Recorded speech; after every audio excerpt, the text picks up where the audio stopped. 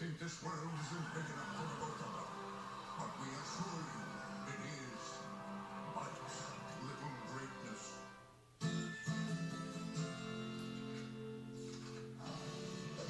Corey and Miranda got married yesterday, and the girls were there to celebrate.